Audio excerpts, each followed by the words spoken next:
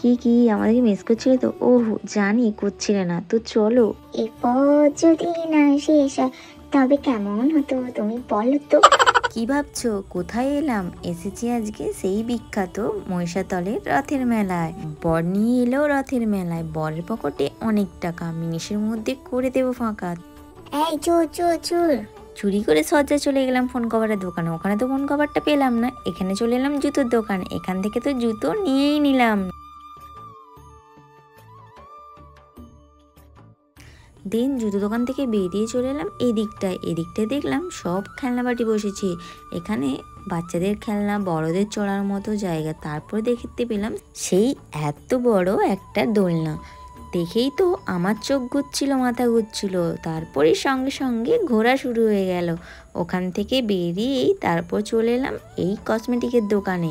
এখান থেকে নিয়ে নিলাম দুটো কানের আর একটা হাতের ব্রেসলেট। তো এখান থেকে নিয়ে দেখছিলাম, দেখে নেওয়া তো কমপ্লিট। এবার কানেরটা প্যাক হচ্ছে, তো কানেরটা নিয়ে নিলাম। নিয়ে আমার বরকে বললাম টাকাটা দিয়ে দাও, তো টুকটুক করে টাকাটা দিয়ে দিল। আজকে তো বরের করব পকেট ফাঁকা।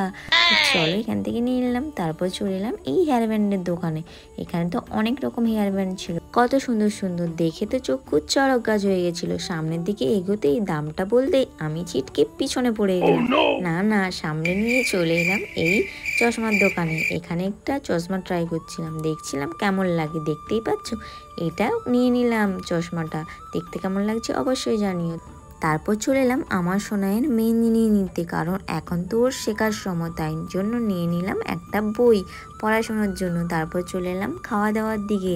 এতটাই খিদে পেয়ে গেছিলো, এখান থেকে ঘুগনি খেয়ে নিয়ে তারপর চলে গেলাম মোমোর দোকানে। মোমোটাও ঝটপট করে খেয়ে নিলাম। সব তো কেনাকাটা কমপ্লিট, বরের পকেট তো ফাঁকা। তো চলে এবার বাড়ির দিকে যাওয়া যাক। এ তো মোমো খেতে থাকুক, ততক্ষণ আমরা বাড়ি যাই। এই দেখো বাড়ি চলে এসেছি। তো চলো ভিডিওটা এই পর্যন্তই, টাটা।